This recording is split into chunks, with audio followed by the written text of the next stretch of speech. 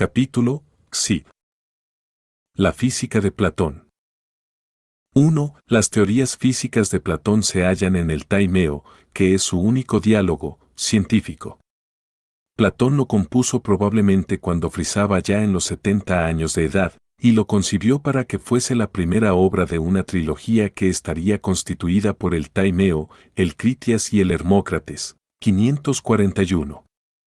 Relátase en el Taimeo la formación del mundo material y el origen del hombre y de los animales. El Critias refiere cómo derrotó la Atenas primitiva a los invasores venidos de la mítica Atlántida, y como ésta fue destruida por una inundación y un terremoto. Se supone que el Hermócrates habría expuesto el renacer de la cultura en Grecia y habría concluido con las indicaciones de Platón para una futura reforma.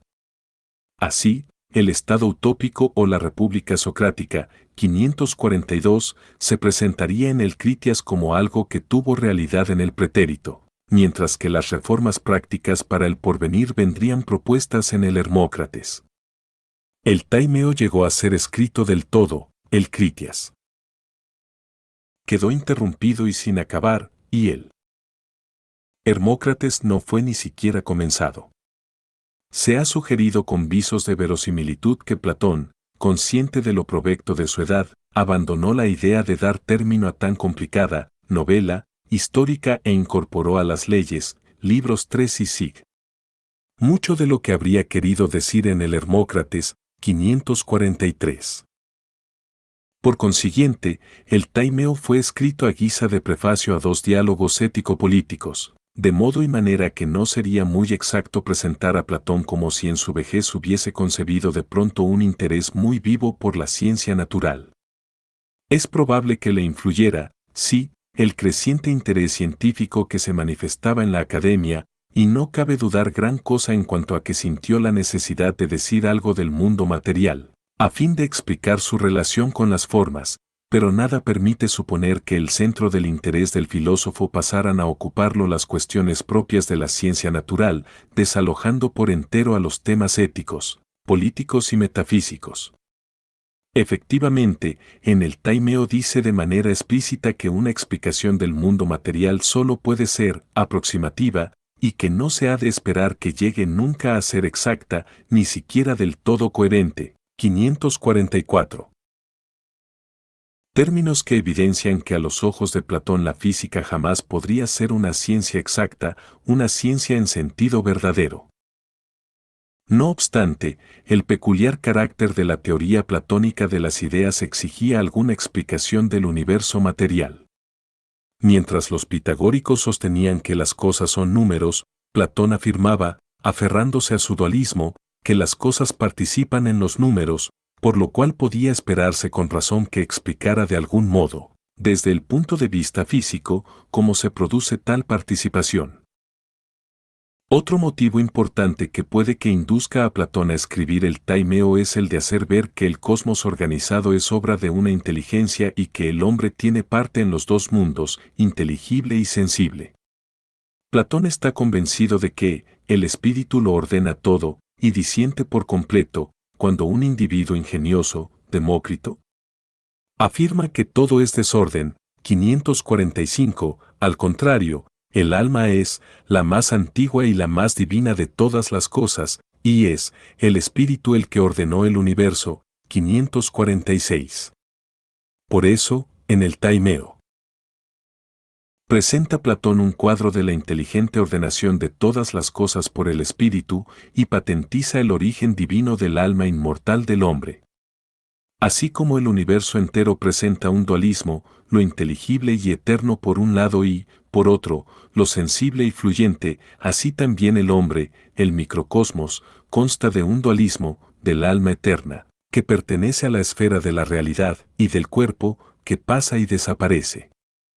Esta presentación del mundo como obra del espíritu, que configura la materia según el modelo ideal, constituye un prefacio apropiado a la extensa exposición que proyectaba de la teoría del Estado, el cual debería formarse racionalmente y organizarse según el modelo ideal y no dejarse al albur del juego de causas irracionales y azarosas. 2. Si Platón pensaba que sus teorías eran algo así como una explicación verosímil, ¿estaremos nosotros obligados por ello a considerar toda la obra como mito? En primer lugar, las teorías del Taimeo, sean mito o no, deben tomarse como teorías de Platón. Estoy enteramente de acuerdo con F. M. Cornford en rechazar la opinión de A. E. Taylor según la cual el Taimeo sería un pastiche ideado por Platón, un resumen del pitagorismo del siglo V, una tentativa deliberada de amalgamar la religión y las matemáticas de los pitagóricos con la biología de Empédocles, 547. De modo que, Platón no se consideraría responsable probablemente de los detalles de ninguna de las teorías de sus portavoces. Aparte que parece de suyo improbabilísimo que tan grande y original filósofo produjese cuando era de edad ya avanzada un pastiche, así, no nos habrían dejado ninguna indicación Aristóteles, Teofrasto y otros autores antiguos, pregunta Cornford, sobre lo artificial de la obra. Si en realidad tuviese tal carácter, no es creíble que todos ellos lo ignorasen, y vamos a suponer que si hubieran tenido conocimiento de un dato tan interesante habrían guardado todos tan absoluto silencio sobre el particular. Parece excesivo pedirnos que creamos que el genuino carácter del Taimeo se le ha revelado por primera vez al mundo en el siglo XX. Platón tomó, ciertamente, cosas de otros filósofos, en especial de los pitagóricos, pero las teorías que expone Taimeo son las de Platón, tanto si éste las tomó de otros como si no. En segundo lugar, si bien las teorías puestas en boca de Taimeo son las propias de Platón, constituyen, como hemos visto, una explicación verosímil, y no hay que tomarlas cual si pretendieran ser una explicación exacta y científica, por la sencilla razón de que Platón no creía que una explicación exacta y científica fuese posible. Él no solo nos recuerda que debemos pensar en que somos meramente humanos, y que, por ende, hemos de aceptar la explanación verosímil o figurada, sin meternos a ulteriores indagaciones, 548. Términos que tal vez impliquen que lo único que hace imposible la ciencia natural es la fragilidad humana, sino que va más lejos en su puntualización, pues atribuye expresamente esta imposibilidad de una ciencia natural exacta a la naturaleza del asunto. Cualquier explicación de lo que no es más que mera semejanza, será ella misma semejanza, aproximación, lo que es el devenir en comparación con el ser, eso es la creencia en comparación con la verdad cierta. 549. De ahí que las teorías se propongan como verosímiles o probables, pero esto no significa que sean míticas en el sentido de que se pretenda simbolizar con ellas una teoría más exacta que, por algún motivo, Platón no quiera comunicar. Bien puede ser que tal o cual detalle del Taimeo represente un simbolismo consciente, pero cada caso concreto deberá discutirse por separado y atendiendo a su alcance particular. Y no tenemos derecho a rechazar sin más la física platónica en bloque tachándola de mítica. Una cosa es decir, yo no creo posible una explicación exacta del mundo material, pero la que aquí doy es tan verosímil o más que cualquiera otra, y es cosa muy distinta decir, yo propongo la siguiente explicación como expresión mítica, simbólica y gráfica de otra explicación exacta que prefiero reservarme para mí mismo.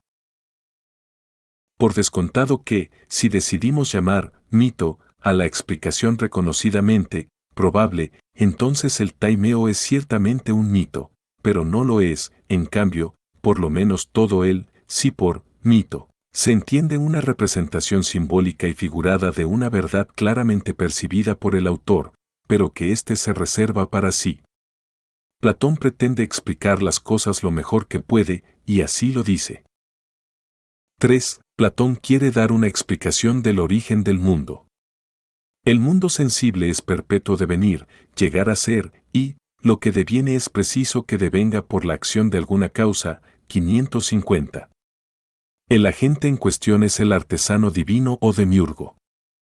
Él se hizo con 551 todo lo que se agitaba en discordante y desordenado movimiento y lo puso en orden, formando el mundo material según un modelo ideal y eterno, y convirtiéndolo en Una criatura viviente dotada de alma y de razón, 552, a imagen de la criatura viva ideal, es decir, de la forma que contiene en sí las formas de la celeste raza de los dioses, de los seres alados que vuelan por los aires, de todo cuanto habita en las aguas y de todo lo que camina a pie sobre la seca tierra, 553.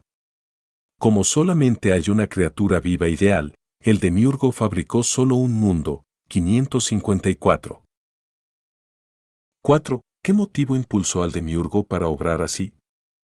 El demiurgo es bueno, y deseaba que todas las cosas llegaran a ser lo más semejantes posible a él mismo, considerando que el orden es mejor que el desorden, lo dispuso todo de la mejor manera, 555. Sus disposiciones toparon con la limitación de la materia, pero él se las arregló como juzgó más conveniente y la hizo lo más excelente y perfecta que pudo. 5. ¿Cómo debemos figurarnos al demiurgo? Representa, sin duda, por lo menos, la razón divina operante en el mundo, pero no es un Dios creador.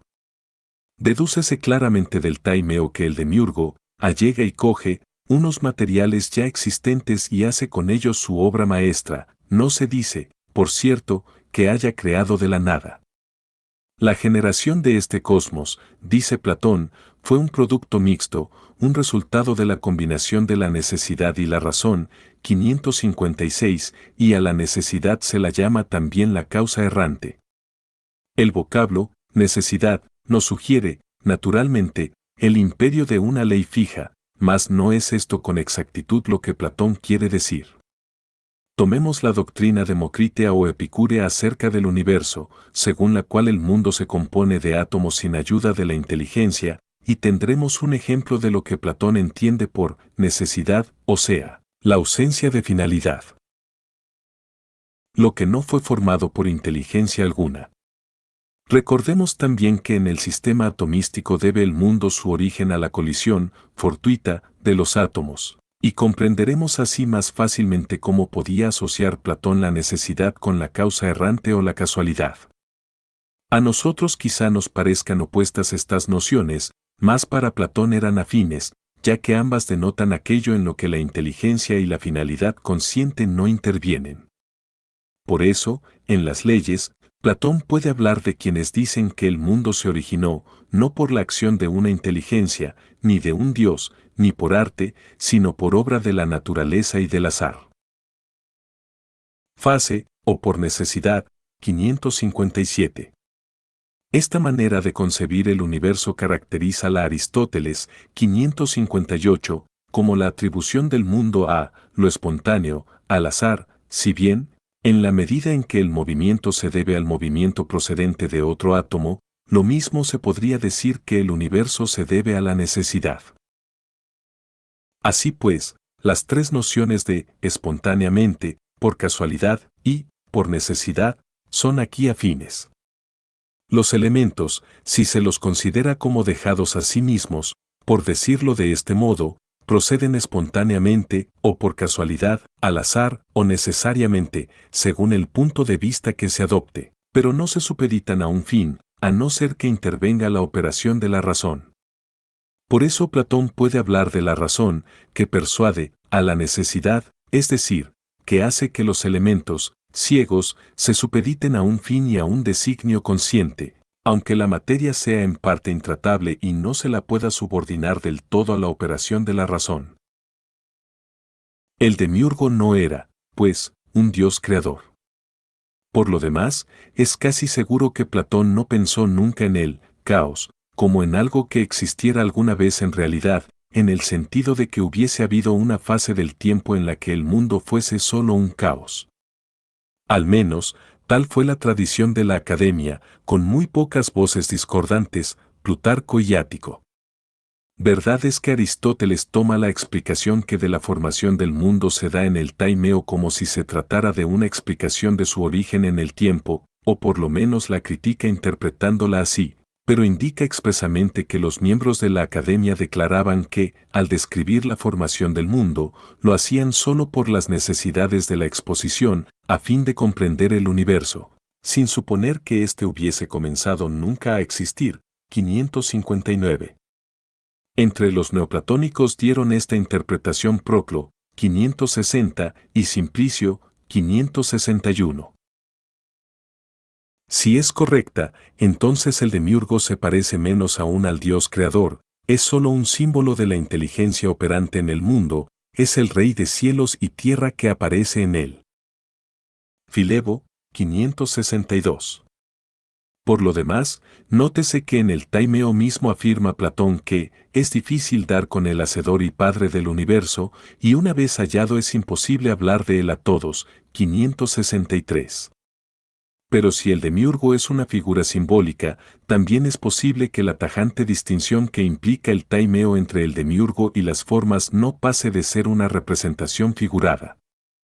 Al tratar de las formas me inclinaba yo hacia lo que cabría llamar interpretación neoplatónica de la relación entre el espíritu, las formas y el uno, pero admitiendo que quizá las formas fuesen ideas del espíritu, de la mente o inteligencia. En todo caso, no es necesario suponer que la figuración del demiurgo como un divino artesano exterior al mundo y enteramente distinto también de las formas deba entenderse en sentido literal. 6. ¿Qué fue lo que el demiurgo recogió? Platón habla del receptáculo, algo así como el seno de la nodriza, de todo lo que nunca es y siempre está llegando a ser, 564. Más adelante lo describe como el espacio, que es eterno e indestructible, en él se sitúan todas las cosas que vienen al ser y es imperceptible por los sentidos, e incomprensible, solo se le aprehende mediante un razonamiento bastardo, y apenas es creíble, 565. Parece, en consecuencia, que el espacio no es aquello de lo cual se hacen los elementos primarios, sino aquello en lo que aparecen. Cierto que Platón lo compara una vez con el oro del que un hombre modela figuras, 566, pero a continuación dirá que el espacio nunca se aparta del todo de su propio carácter. Pues siempre está recibiendo todas las cosas y, sin embargo, nunca, en manera alguna, adopta ningún rasgo semejante a los de las cosas que entran en él, 567. Es probable, por consiguiente, que el espacio o el receptáculo no sea la materia de que constan las cualidades primarias, sino aquello en lo que tales cualidades se hacen, aparecen, llegan a ser. Advierte Platón que no se puede hablar de los cuatro elementos, tierra, aire, fuego y agua, como si fuesen sustancias, puesto que esos elementos están cambiando sin cesar, pues fluyen, se deslizan y no esperan a que se les describa como esto o eso u otro término que los señale como si tuviesen un ser permanente, 568. Hay que llamarlos más bien cualidades, que hacen su aparición en el receptáculo, en el que, todos ellos están siempre llegando a ser, apareciendo y desvaneciéndose, saliendo al instante de él, 569. El demiurgo coge, pues, el receptáculo, una especie de cosa invisible y sin figura ninguna, que recibe todas las cosas y que participa, de algún modo enigmático y dificilísimo de entender, en lo inteligible. 570, y ve las cualidades primarias que aparecen en el receptáculo y que el demiurgo modela o construye según el arquetipo de las formas. 7. El demiurgo procede a dar formas geométricas a los elementos primarios. Platón no se remonta más allá de los triángulos, escogiendo el isósceles rectángulo y el escaleno rectángulo o semiequilátero, a partir de los cuales se construirán las superficies cuadradas o equiláteras de los cuerpos sólidos, 571. Si se le preguntase a Platón por qué hace de los triángulos un principio, respondería que, los principios aún más remotos los conocen Dios y los hombres que a él les son gratos, 572. En las leyes, 573. Indica que sólo cuando se alcanza la tercera dimensión se hacen las cosas, perceptibles por los sentidos. Para las necesidades de la exposición basta, por tanto, compartir de la superficie o segunda dimensión y prescindir de los principios más profundos. Ya están, pues construidos los sólidos, el cubo se le asigna a la tierra, como al elemento menos móvil o más difícil de mover, la pirámide al fuego, como al más móvil, que tiene Las aristas más agudas y cortantes y las más aguzadas puntas en todas las direcciones, el octaedro al aire y el icosaedro al agua. 574. Estos corpúsculos son tan diminutos que ni uno solo de ellos nos es perceptible, aunque sí que lo sea la masa resultante de su agregación. Los sólidos o partículas elementales pueden transformarse y se transforman unos en otros, y así el agua, por ejemplo, puede descomponerse en sus triángulos constitutivos bajo la acción del fuego, y estos triángulos pueden volverse a combinar en el espacio y formar la misma figura que antes formaban u otra nueva. La Tierra, empero, es una excepción, pues aunque se pueda descomponer, los triángulos de que consta, isósceles rectángulos, de los que se genera el cubo, son peculiares de ella, con lo que las partículas de tierra nunca pueden transformarse en las de ninguna otra clase. 575. Aristóteles se opone a esta excepción hecha en favor de la Tierra, por no considerarla razonable ni basada en la observación. 576. Habléis de las partículas como de movimientos o potencias. 577, y en el estado de separación tienen algunos vestigios de su propia naturaleza. 578. Basándose en esto, dice Ritter que puede definirse la materia como lo que se agita en el espacio. Punto. 579. De los elementos primarios vienen las sustancias tal como nosotros las conocemos. El cobre, por ejemplo, es una de las especies brillantes y sólidas del agua que contiene una partícula de tierra, la cual, cuando las dos sustancias empiezan a separarse de nuevo por la acción del tiempo, aparece por sí misma en la superficie en forma de cardenillo.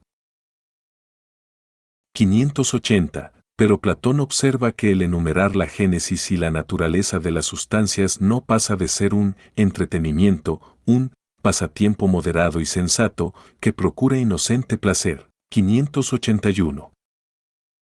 8. Al demiurgo se le describe como al creador del alma cósmica, aunque no es probable que Platón pretenda que esto se tome a la letra, pues en el Fedro se afirma que el alma es increada. 582, y esta alma del mundo es una mezcla compuesta de a. Existencia intermedia entre la indivisible existencia de las formas y la existencia divisible del devenir de las cosas puramente sensibles, b. Identidad intermedia, y c. Diversidad intermedia. 583, como las almas inmortales son formadas también por el demiurgo a base de los mismos ingredientes que el alma cósmica. 584, síguese de aquí que esta alma cósmica y todas las almas inmortales participan de los dos mundos, del mundo inmutable, en lo que tienen de inmortales e inteligibles, y del mundo cambiante en cuanto que ellas mismas son vivientes y mudadizas. Las estrellas y los planetas tienen almas inteligentes, que son los dioses celestiales. 585. Obra del demiurgo, y están encargados de modelar las partes mortales del alma y del cuerpo humanos. 586. Parece deducirse del Fedro que las almas humanas nunca tuvieron, en realidad, comienzo, y Proclo interpreta a Platón en este sentido. Aunque es cierto que en las leyes la cuestión tiene todos los visos de quedar pendiente. 587. Respecto a las divinidades griegas tradicionales, cuyas genealogías narraban los poetas, Platón se contenta con decir que es tarea demasiado elevada para nosotros la de meternos a averiguar y explicar sus orígenes. Lo más conveniente es seguir el uso establecido. 588. Parece que Platón era agnóstico en lo tocante a la existencia de las deidades antropomórficas. 589, pero no las rechaza en redondo, y, en el Epínomnis, 590, se considera la existencia de espíritus invisibles que tan importante papel llegarán a desempeñar en la filosofía postaristotélica, además de la de los dioses celestes.